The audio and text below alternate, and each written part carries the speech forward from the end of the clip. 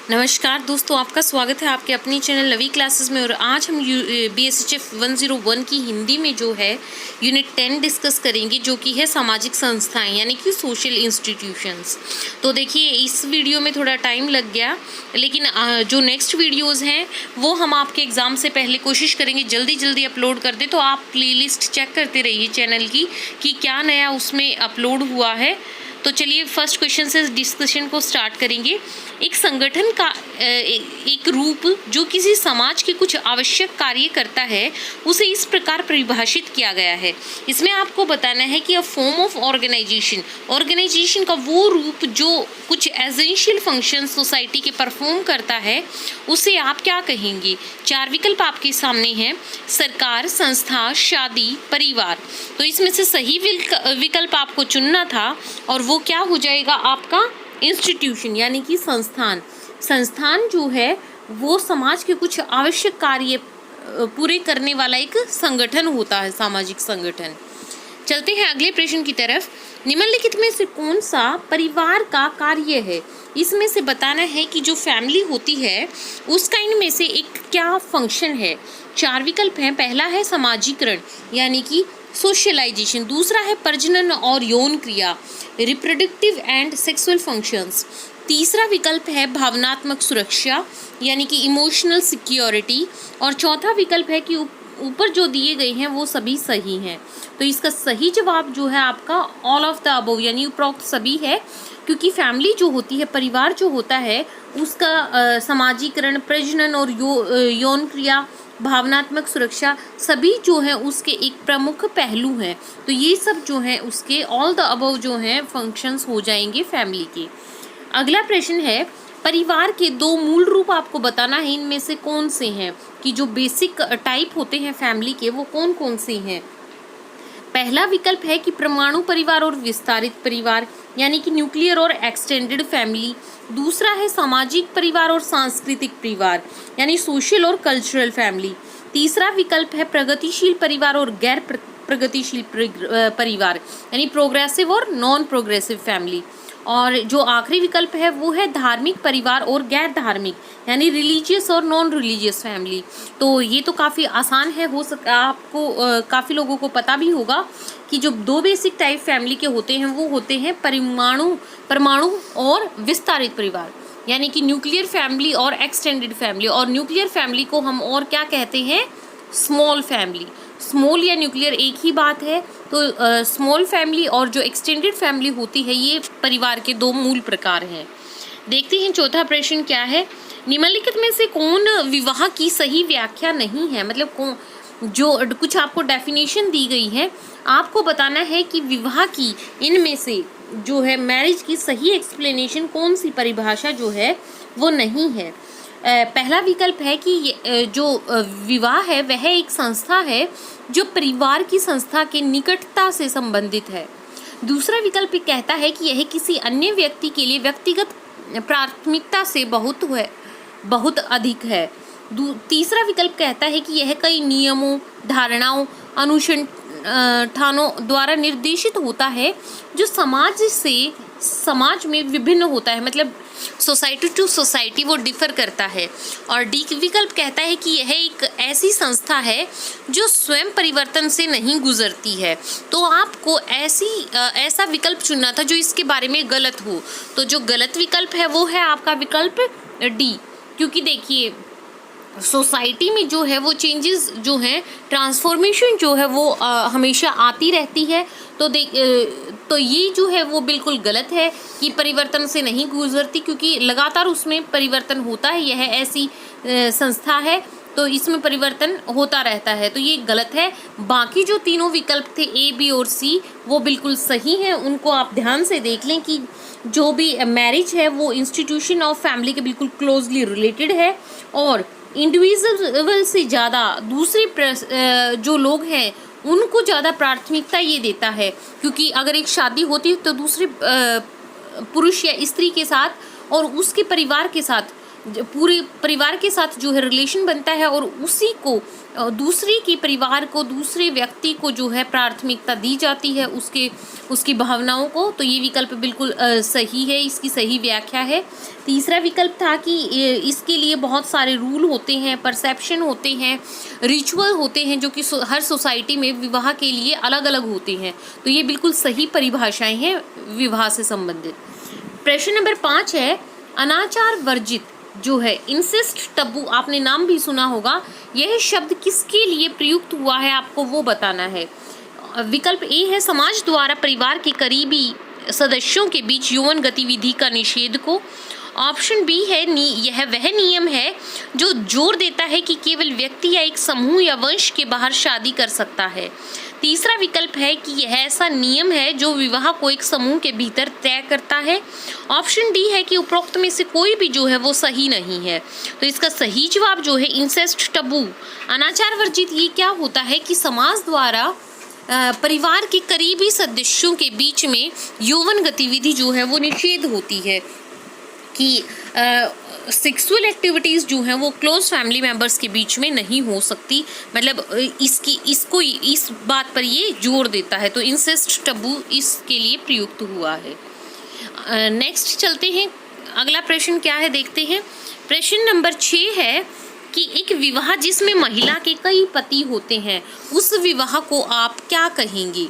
तो इसमें आपको विकल्प दिया गया है मोनोगैमी, बहुविवाह, दूसरा विकल्प आपको दिया गया है पॉलीगैमी, तीसरा है पॉलीएंड्री यानी बहुपतित्व, या इनमें से कोई नहीं। तो देखिए इसका आंसर जो है वो कई बार शब्द ऐसे प्रयोग होते हैं कि उससे स्पष्ट हो जाता है। तो देखिए यहाँ पर बहुपतित्व जो है इसका करेक्ट आंसर हो जाएगा पॉलीएंड्री। तिब्बत के कुछ भाग ऐसे हैं जहाँ पर बहुपतित्व का अभ्यास करते हैं। ये शादियाँ जो हैं देहाती समाजों में अधिक होती हैं जहाँ पुरुष लंबी दूरी यात्रा तय करते हैं। तो ऐसे में जो है महिला कई शादियाँ कर सकती है। बढ़ते हैं अगले प्रश्न की तरफ। प्रश्न नंबर 7 देखते हैं क्या है। विवाह का रूप जो पश्चिम में सबसे आदर्श है, पश्चिम में जो सबसे आदर्श रूप है इसमें वो आपको बताना है कि कौन सा है। तो इसके लिए इसमें जहाँ केवल एक यौन साथी के साथ ही संबंध है और किसी के साथ संबंध जो है वो निषेध होता है। तो इसके लिए विकल्प है आपके पास बहुपतित्व, बहुविवाह, मोनोगैमी या उपरोक्त में से कोई नहीं। तो मोनो मतलब क्या होता है, सिंगल। तो मोनोगैमी जो है इसका करेक्ट आंसर हो जाएगा, क्योंकि इसमें जो है केवल एक ही साथी के साथ संबंध जो है उसकी आपको परमिशन होती है और किसी के साथ जो है प्रोहिबिशन होता है, ये संबंध बनाना निषेध होता है। अगला प्रश्न देखते हैं क्या है। एक सामान्य लक्ष्य के लिए प्रयास करने वाले सदस्यों के साथ नियमों और विनियमों के साथ सामाजिक संरचनाएं निम्नानुसार उल्लेखित है। तो देखिए इसको मैं आपको अच्छे से समझा देती हूँ कि ऐसा सोशल स्ट्रक्चर जिसमें कुछ रूल्स होते हैं, कुछ रेगुलेशंस होते हैं, विद मेंबर्स स्ट्राइविंग, जो भी मेंबर होते हैं उनका कॉमन गोल होता है, चाहे उसको पाने का तरीका भले ही अलग हो लेकिन सबका लक्ष्य जो होता है वो सेम होता है, सिमिलर होता है। तो उसको आप क्या कहेंगे उस संस्थान को? आर्थिक संस्थान, परिवार, शादी या धर्म। तो इसका करेक्ट आंसर जो है वो है आर्थिक संस्थान, इकोनॉमिक इंस्टीट्यूशन। जैसे कि कोई भी इंस्टीट्यूशन आप ले लीजिए, जैसे कि कोई स्कूल कॉलेज है या कोई भी ऐसी कंपनी है, तो इकोनॉमिक इंस्टीट्यूशन कोई भी है उसका केवल एक ही लक्ष्य होता है, वो होता है प्रॉफिट कमाना। तो चाहे उसके तरीके, मार्केटिंग के तरीके, एडवर्टाइजिंग के तरीके बेशक भले ही अलग हों, लेकिन सभी जो एम्प्लॉयज़ होते हैं उनका केवल एक ही कॉमन गोल होता है। बढ़ते हैं अगले प्रश्न की तरफ। प्रश्न नंबर 9 है, माना जाता है कि फसलों की खेती निम्नलिखित में से किस अर्थव्यवस्था में शुरू की जाती है? आपको बताना है कि फसलों की जो खेती है वो किस इकोनॉमी के अंडर आती है, कल्टीवेशन ऑफ क्रॉप्स। पहला ऑप्शन है शिकार करना और एकत्रित करना, दूसरा ऑप्शन है देहाती और बागवानी अर्थव्यवस्था, तीसरा है कृषि अर्थव्यवस्था और चौथा विकल्प जो आपको दिया गया है वो है उद्योग अर्थव्यवस्था। तो आपको बताना है कि इनमें से जो है किसके अंतर्गत आएगी। तो देखिए फसलों की खेती जो है वो किसके अंतर्गत आती है? कृषि, एग्रीकल्चरल इकोनॉमी के अंडर वो आती है। कई वैज्ञानिकों और विशेषज्ञों का मानना है कि फसलों की खेती संवहनी कृषि अर्थव्यवस्था में शुरू हुई, जहां फसलों की खेती को शिकार और भोजन एकत्रित करने की बजाय इसको प्रधानता मिली।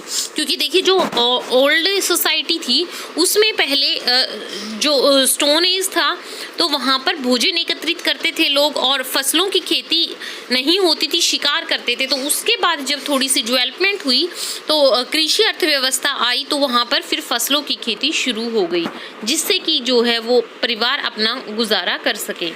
कार्ल मार्क्स ने अलगाव को किस परिणाम के रूप में देखा है? कार्ल मार्क्स के पॉइंट ऑफ व्यू से आपको बताना है कि जो एलिनेशन है वो क्या है, वो किसका परिणाम है। पहला विकल्प है पूंजीकरण का, दूसरा सामाजिकरण, तीसरा औद्योगिकरण या चौथा इनमें से कोई नहीं। तो देखिए अलगाव जो है, एलिनेशन जो है वो किसका परिणाम है, किसका रिजल्ट है?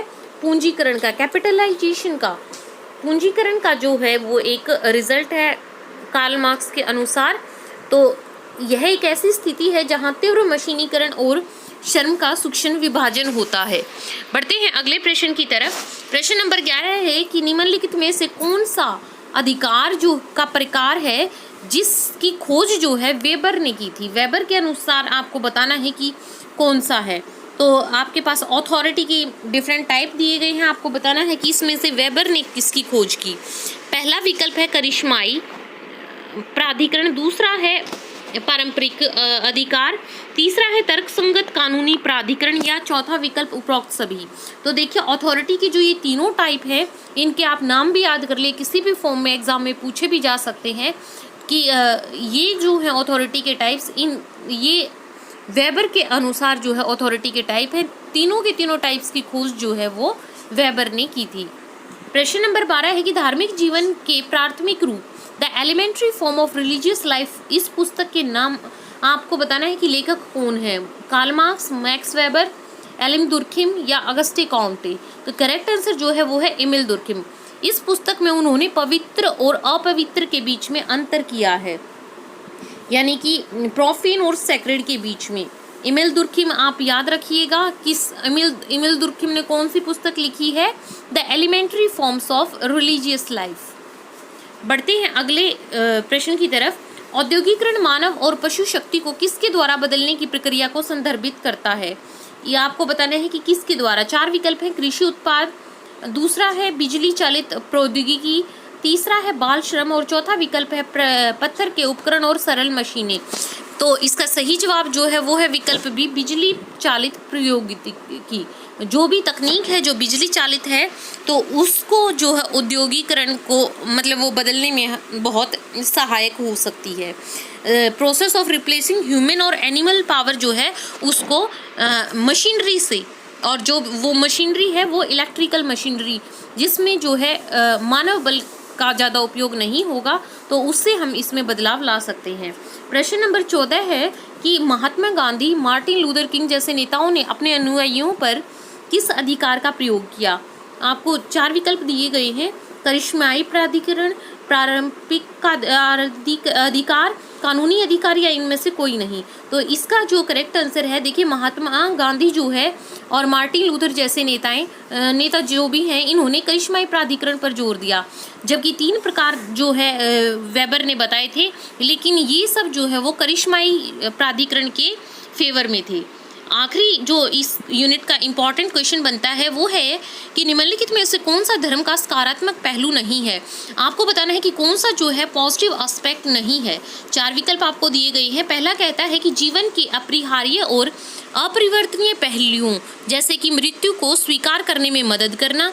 दूसरा विकल्प है कि यह एक विश्व दृश्य और ब्रह्मांड विज्ञान प्रदान करता है जो वास्तविकता को समझने में मदद करता है, और एक विश्व दृष्टिकोण प्रदान करता है जो अनिश्चित दुनिया में मार्गदर्शक के रूप में कार्य करे। तीसरा विकल्प कहता है कि यह समाज के मानदंडों और मूल्यों को वैध करके वास्तविक शक्ति संबंधों और पदानुक्रमों को अस्पष्ट कर सकता है। और चौथा विकल्प कहता है कि यह अनुयायी को पहचान दिलाने में भावना प्रदान करता है। तो आपको करेक्ट विकल्प चुनना था कि सकारात्मक नहीं है, बाकी जो है वो पॉजिटिव एस्पेक्ट है, आपको नेगेटिव एस्पेक्ट चुनना था। तो देखिए बाकी सब तो पॉजिटिव हैं, तो ऑप्शन सी जो है आपका वो नेगेटिव है, ये अस्पष्ट नहीं, ये उसको स्पष्ट करता है। तो इसलिए जो है ऑप्शन सी जो है आपका वो इसका आंसर हो जाएगा, क्योंकि वो पॉजिटिव नहीं है, क्योंकि ये उसको जो रियल पावर होती है और हायरार्की होती है उसको ये स्पष्ट करने में सहायता करता है। तो इसी के साथ जो थी इस यूनिट के इंपॉर्टेंट क्वेश्चन हमने डिस्कस किए हैं। अगर आपने चैनल को अभी तक सब्सक्राइब नहीं किया है तो सब्सक्राइब कर लीजिए और नोटिफिकेशन ऑन कर दीजिए। जल्दी से जल्दी हम आपके लिए अगले यूनिट्स लेकर के आएंगे ताकि आप एग्ज़ाम रहते अच्छे से कई बार उनकी रिवीजन कर सकें। और अगर आप PDF फॉर्मेट में नोट्स चाहते हैं वो भी आपको नॉमिनल प्राइजेज़ में प्रीवियस सोल्ड पेपर के साथ अवेलेबल है, और उसका डिस्क्रिप्शन में मैं हर बार आपके लिए जो है नोट डाल देती हूँ कि किस तरीके से आप नोट्स ले सकते हैं, या फिर आप वीडियो देखकर भी अपनी तैयारी कर सकते हैं।